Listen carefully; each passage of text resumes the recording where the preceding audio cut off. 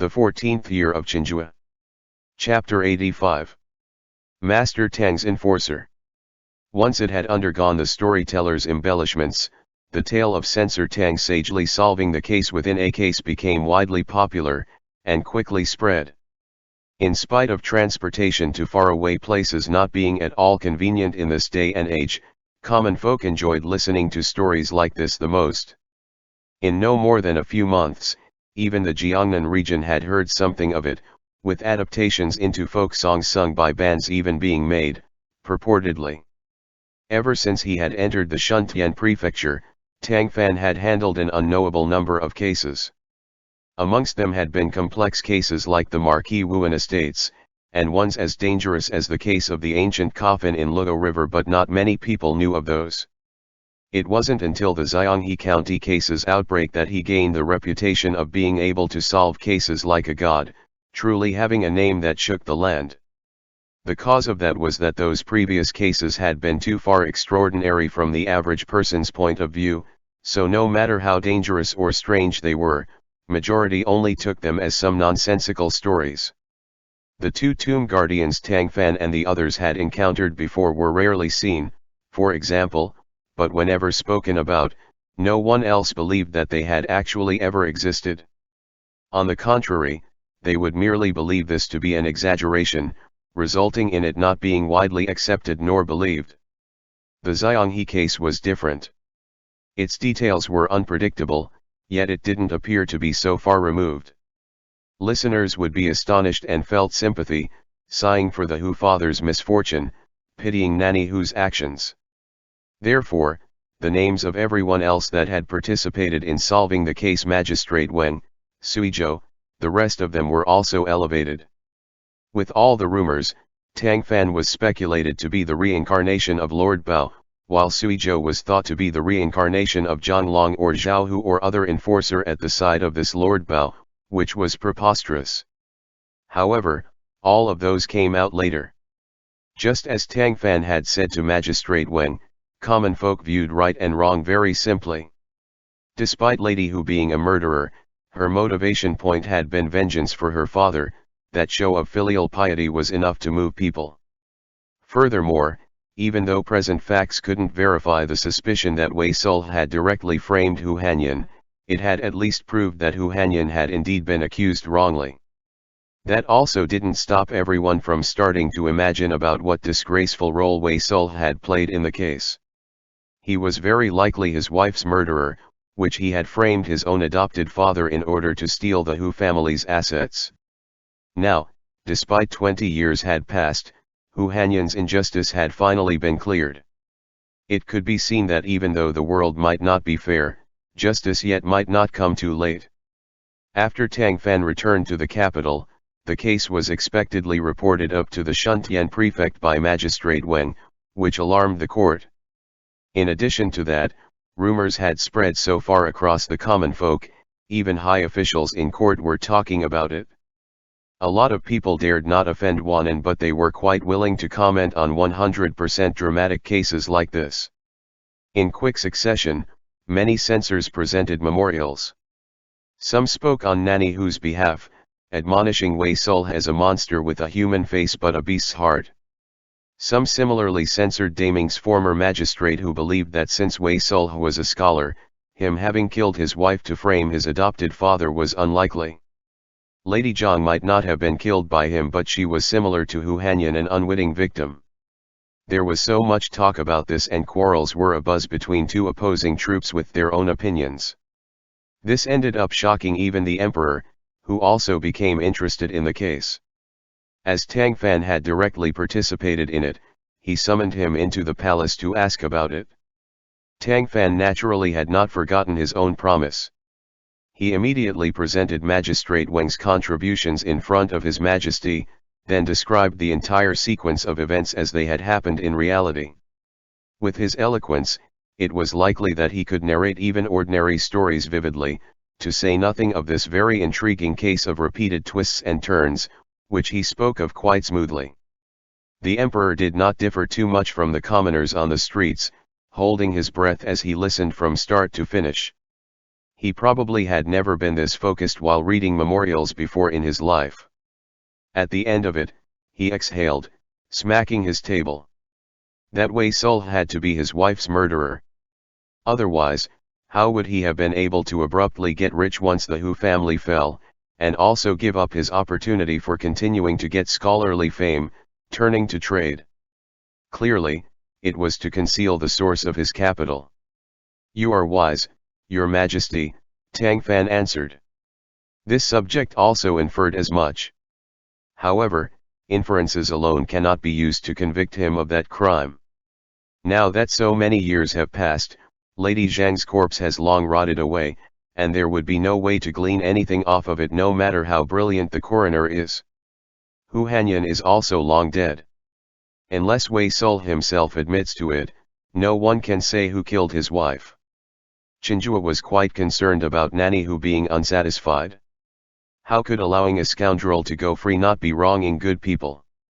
He had done many ill-advised things himself, but now that he was hearing of someone else's story, he was filled with righteous fury. Tang Fan, unsure of how to react, automatically looked at Suizhou. Suizhou spoke out, not betraying his hopes. "Your Majesty, the cause of Hu Hanyan's injustice was because Daming's magistrate had judged the case foolishly. There were no concrete evidence, yet he had drawn a conviction indiscriminately. Later generations should look to this as an example to be more diligent in scrutinizing the details of the evidence, not to be swayed by words of other and not imitate that foolish prefectural magistrate by charging Wei Sul with a crime before the evidence is clear. Nowadays, there's much public opinion going about, where most people are crying out about unfairness for Nanny Hu and urging Xianghe's magistrate to convict Wei Sul as soon as possible," Tang Fan promptly picked up. "That magistrate Wang can withstand the pressure and keep to his morals is truly commendable." Chenghua burst out laughing. "All we did was say a few words of discontent and it drew lengthy chiding from the two of you. Tang Fan, Guang Chuan is always so earnestly boring, does he not bore you to death, too?" Hearing the familiarity towards Suizhou in his tone, Tang Fan laughed as well. Guang Chuan is someone cold on the outside yet warm on the inside, with high capabilities. When this subject interacts with him, there's always pleasant surprises abound, never boredom. The emperor nodded, rather proud. "Amongst our in-laws, Guang Chuan alone gives us the most hard-working repute. Speaking of which, since you are adept with solving cases, we will have you go to the inspectorate, not back to the Ministry of Justice to handle them. Do you feel dissatisfied with that? That I could be promoted a rank is entirely by your grace. I have not had enough time yet to be thankful, so how could I ever be dissatisfied? Furthermore, I truly did have some fault in what happened before. Your Majesty's handling of that is something I have accepted wholeheartedly." Chenghua didn't want to see the person both Huaiyan and Suizhou strove to protect be a thankless wolf that knew no gratitude, becoming satisfied upon hearing this. The inspectorate is not the Ministry of Justice with the prisons of all the nation held in its hand, but investigating and denouncing all the departments and rectifying injustice, is all your responsibility. Remember to perform your duty just like how you did in the Xianghe County case. Look into everything regardless of its size, get the full details on everything, and don't be confused about the distinctions between right and wrong, good and evil. This subject will certainly bear your words in mind, Your Majesty, and spare no effort in doing my duties to the utmost." In truth, after Tang Fan had been promoted to left metropolitan censor, some had denounced him for having a prior misconduct record, and thus being unsuited for the post. Their implication was that censors were posts of weight, yet Tang Fan had already made a mistake. How could he set examples for other officials? Regardless of what original intent the detractors had before, they had demonstrated that some did not want to see Tang Fan return to bureaucracy. However, the Xianghe case had presently spread to the capital, and Tang Fan's performance in overturning Hu Hanyan's case had been truly extraordinary, which meant that those people had no choice but to shut their mouths. This also gave great face to the emperor for appointing him. Chenghua, whenever loving someone's home, would love all the crows that came with it, so he had no dissatisfaction towards Tang Fan. This case of far-reaching concern did not reach its curtain call just yet. Despite it shocking the court and even drawing the emperor's personal questions, the damning magistrate from that year had long passed and there was no definite proof that Wei Sul had killed his wife to frame his adopted father. Nanny Hu's murder of the Wei son was not regarded as revenge for her father but rather held the significance of killing the innocent. Even so, the emperor came to pity her for her filial piety, and exempted her from the death penalty, sentencing her to a banishment of 3,000 li with the allowance that her family could see her off. Yet, she felt that with her father exonerated, her wish had been fulfilled. As her husband had long passed and her son married, she felt that she had no worries left, and died after a 7-day hunger strike. Wei Sul was not convicted but everyone was already convinced that he had killed his wife, following which he had conspired to steal the Hu family's assets. The Wei family received glares wherever they went in Xianghe, to the point that Lady Wei couldn't resist going back to her birth family and making a big scene, interrogating her father to get the truth out of him. Not long after, the head educator of Northern's Hilly patrolled Xianghe, then stripped Wei Sul of his county honorate status on the basis of his trading being an insult to culture, ordering him to reflect upon himself in seclusion at home. Magistrate Weng also paid several visits. Apart from the old case, he couldn't find any other information on Wei Sul's crimes. The man's deep calculations were truly beyond his expectations.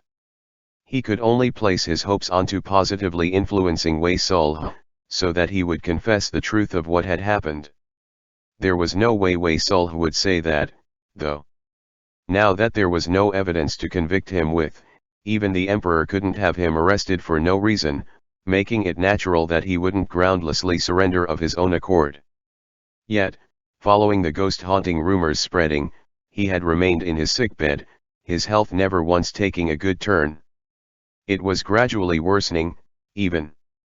Bystanders claimed that he had a guilty conscience and was suffering retribution, while some said that Nanny Hu's wronged soul hadn't yet dissipated, transforming into a fierce ghost that had come to take his life in vengeance.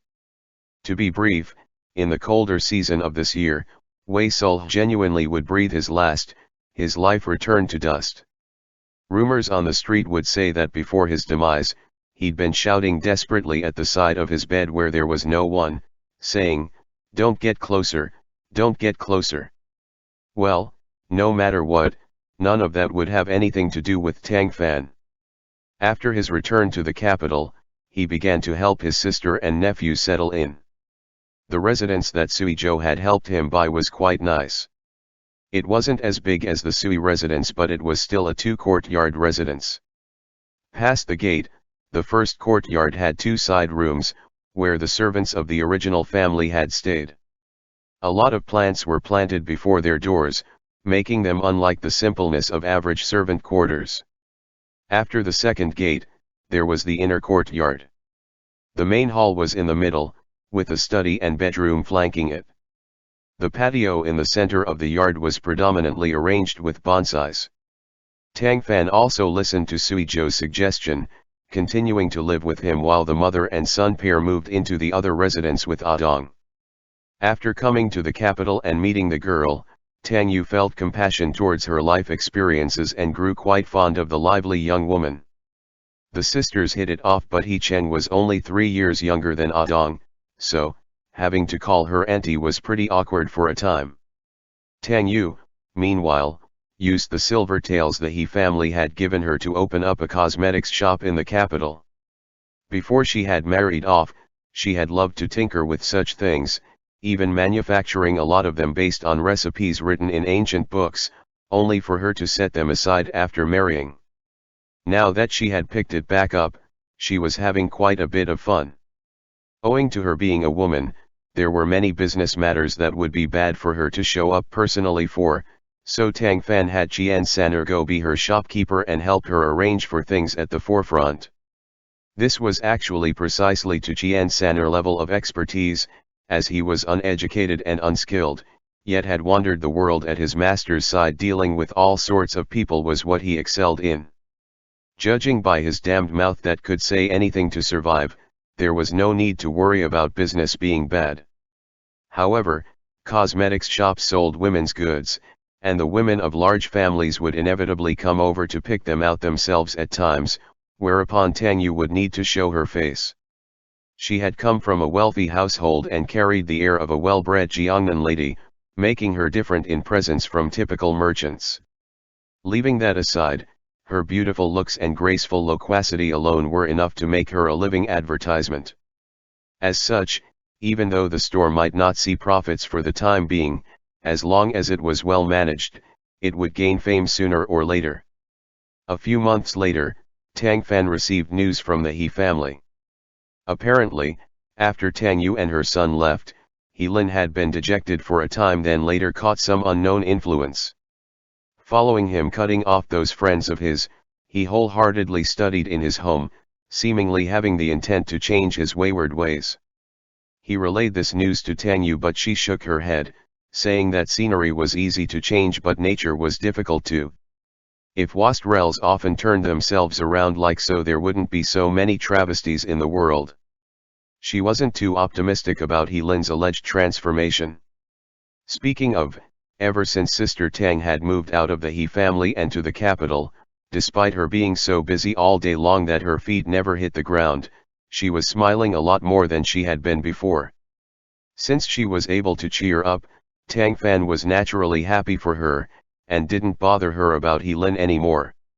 At the inspectorate, unlike how things had been when he had first entered the Ministry of Justice, Tang Fan encountered little difficulty in spite of being a newly appointed.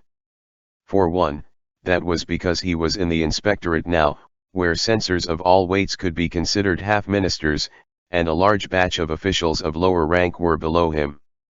Those lower than him would naturally not try to humiliate him, while those higher than him generally wouldn't go start trouble. Moreover, he was not a newborn that didn't understand how the world worked. The reason for his previous cold reception at the Ministry of Justice had been because he had allegedly snatched someone else's position, but left Metropolitan Censor was not a post of fixed number, so it made sense that there was no discussion of anyone stealing position from anyone else. Of more importance were the posts above him. Right now in the capital there was one left capital censor, Chang Ziwen, and one right deputy censor, Lu Xiaojun. The two posts of right capital censor and left deputy censor were vacant. With few people came few conflicts, and their daily work was never done, so they would be eager to have him come in and share their burden. Who was so bored as to try to crowd him out for no reason? Thus, with a hello here and there, Tang Fan finally got back the popularity he used to have in the Shuntian prefecture, only now it was in the inspectorate. Every rank was polite to each other, the atmosphere harmonious, and it made outsiders walking in believe they had gone into the wrong building, under the impression that this was not the inspectorate that had a reputation of arresting and denouncing whoever it wanted, but the warmth of the Ministry of Rights. However, even in such a friendly environment, there were some unfriendly elements. For example, every level of the inspectorate had recently caught onto a bizarre trend, where many had taken third cabinet member Lu Ji as the denouncement target that they were going to pursue for all time. Yes, it was true. For these censors, denouncing Lu Ji until he was knocked off his pedestal was a lifelong pursuit of the highest realm. Tang Fan thought that he had misheard it at first, but later discovered that this was true.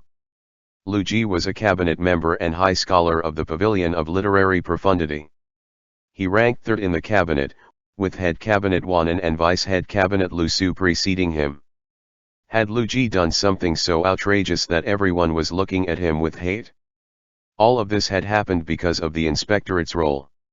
To put it simply, it served as the emperor's eyes and ears, supervising all officials, which was to say that if censors saw what you did, and you violated the country's rules, they could denounce you. Still, censors were all human, and there was no way they would forever strictly uphold the law like they were frigid enforcers. Wherever there were people, there were the ways of the world, and once there came to be more people, they would start to form groups and parties, cooking up their own careful schemes. When it came to the current members of the cabinet, Wanan tightly hugged consort Wan's thigh. He could not to be ousted for a time and was pretty vengeful. No one wanted to offend him, as that wouldn't bear good fruit. Tang Fan, for example, had caused Liang Wenhua to get sent to Nanjing for retirement, and Wanan was certain to have jotted that debt down, ready to retaliate at some unknown time. All people sped towards advantages and shunned disadvantages. It wasn't that no one had never denounced Wanan before, but Wanan wouldn't fall, all of his opponents would be the ones to. Over time, everyone learned that he wasn't someone easy to bully, and thus they wouldn't go looking to embarrass themselves. The vice head cabinet, Lu Su, did not have as much of a crowd of cronies behind him and was relatively aloof. He had offended plenty of people, but the censors still weren't willing to denounce him, as he was the emperor's most revered teacher. Whenever the emperor met him, he never called him by name but as Mr. Lu of the East. Such a person had a set special place in the emperor's heart, and could not be rashly acted against. Some had denounced him several times before, to no result. Furthermore, he was proud in personality, refusing to adhere to Wanan and his filth, which thereupon gave the censors less reason that they could use against him. Even if he did fall from the denouncing, there would be no point to it. Unlike the previous two, the third-ranked cabinet member Lu Ji stood out in a transcendent manner and distinguished himself, turning him into the favorite target of the censors. He was sly in nature, socializing between Wanan and Lu Su, and had formed his own group that stood apart from them, his influence not small. This demonstrated that if someone like that could be taken down, the one who wrote the denouncing memorial would get their name lauded. A most important saying of the people about Lu Ji was, 100 bullets couldn't make Lu Cotton Flower fall over. He was very thick-skinned. When others were denounced, they would generally remove themselves from their posts, shut themselves up in reflection at home, then present their resignation upwards. This was not a clearly written rule to follow, but an unspoken principle, which portrayed that they were pure, and not greedy for power. Lu Cotton Flower was not like that, though. In spite of others denouncing him, he still kept on as usual, sitting firmly in his seat and too lazy to budge, having an abundant air of no matter what weather may come, I will be as unmoving as a mountain. This made the teeth of those denouncing him itch to see, and they would wonder to themselves how this guy could have skin thicker than a city walls. Wanan didn't like Lu Ji, either. Had the latter ever submitted his resignation at the time of his denouncements, Wanan would have long pushed the boat along the river to have him go retire, but Lu Ji simply wouldn't conform to the rules of the world. The emperor cared not for the intrigue of high officials, so Wanan had no opportunity to tear Lu Ji off of his stage. To censors, their lifelong pursuit was to get their names in the annals of history. The more difficult the target was to strike, the higher their sense of accomplishment would be after they knocked him down. For that reason, on the inspectorate's denouncement roll, Lu Ji doubtlessly had the top spot and had held that rank for several consecutive years. Everyone was throwing their all into trying to topple him with denouncements, resulting in the formation of a shooting at the cotton flower trend. No one thought it strange but rather glorious, making noise after every little thing that happened. Even the inconsequential matters that occurred at Lu Ji's household would be put forward and criticized by those dog-nosed censors. As one of the dog-nosers, Tang Fan really disapproved of this trend, but he was only a left metropolitan censor. The switch out of capital for metropolitan made a huge difference, as he was not the first in command, but the third.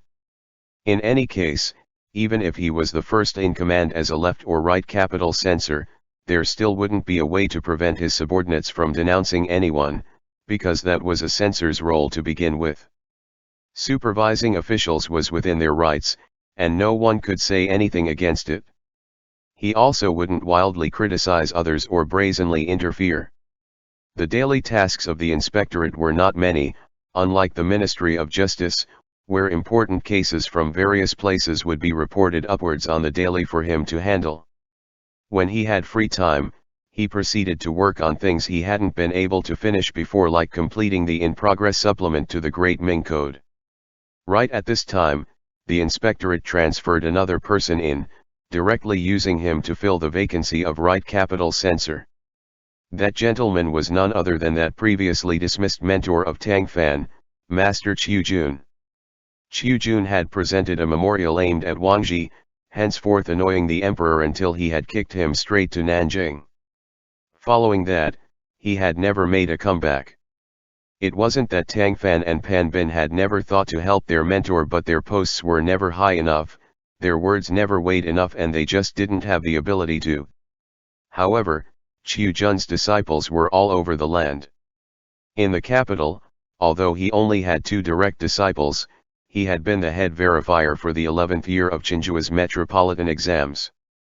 The honorates of that branch that had later passed all revered him as a mentor. Their relationships to him were not as close as Tang Fan and Pan Bin's, but they were still linked up into one vein as him. Broken bones were still connected to their tendons. This time around, it had been Huaiyan who had helped speak for Qiu Jun. That had stemmed from Tang Fan's branch's top metropolitan scorer, the later 3rd scorer Wang Ao, being one of the crown prince's current teachers. When Wang Ao had accidentally brought up Qiu Jun while giving lessons, lamenting that his teacher was upright in conduct yet not allowed to be in bureaucracy, the prince had become interested in pleading for leniency for Qiu Jun, so that he could come back to the capital. Naturally, he could not go call on the emperor directly himself, so the prince sought out Huaiyan. Through Huaiyan's words in the emperor's presence, Qiu Jun had been transferred back to the capital at last, then directly appointed to be Tang Fan's superior. Tang Fan and Pan Bin were delighted that their mentor had been able to come back, of course. On the day of Qiu Jun's return, the 2 of them, Wang Ao, Xie, and the others personally went 10 li outside of the city to welcome him. The mentor and his disciples reuniting after so long were beyond ecstatic, and they immediately brought their mentor to a reservation at a restaurant, thus cleansing him of the weariness of travel. Unlike Tang Fan, who had mucked around for over half a month in Xianghe after his appointment before actually taking up his post, Master Qiu was devoted to his position. On the first day, everyone drank till midnight, and only then did their group break up. Yet the very next day, he reported to the Ministry of Appointments, then went straight to work at the inspectorate. Tang Fan had his own principles, but overall, he was a relatively sly and pragmatic person, able to accept that some things could not be changed, then draw back. Master Qiu was not the same. He was an aged, honest, and righteous old man with a fiery temper. Within just a few days at the inspectorate, he discovered the improper work that the censors were doing by focusing exclusively on Lu Ji. In his view, the great Ming was overflowing with corruption, and there were a lot of things that were much more important than the denouncement of Lu Ji. There were the imperial farmlands, the Western Depot, and at the bare minimum, Wannan. Why denounce Lu Ji alone? Didn't they have anything else to do? Qiu Jun had the decisiveness of a thunderstorm, presenting a memorial on the spot. He enumerated 3 major malpractices of the present court, even scolding every layer of the inspectorate, saying that they weren't doing their jobs properly, thought of how to curry favor all day long, used public services for private gains, and wielded the power bestowed to them by the great ancestor for their personal benefit. Who wanted to get told off like that by him? His scolding particularly chastised Chang Ziwen, the left capital censor. For a time, there was a right mess going about in the inspectorate, no peace to be had. To be fair, Tang Fan supported Qiu Jun's point of view, as his mentor had brought up genuine problems that existed at present. However, Qiu Jun was too impatient in nature, wanting to stuff himself full in one bite, which would unavoidably offend many. Doing such a thing was bad for the self, but that didn't mean that it was the wrong thing to do. The way the world was now had sprouted precisely from there being a lack of people like Qiu Jun springing up. Tang Fan grasped the notion of when to advance and retreat better than Qiu Jun did, but that did not hinder his esteem for his mentor. This period coincided with the 50th birthday of Wan Tong, who was also known as Consort Wan's little brother, and the newly restored commanding officer of the Jinyue. He sent out mass invitations, with every official in the capital that was higher than 5th rank getting one Qiujun, Tang Fan, and the rest of them were no exceptions. End chapter.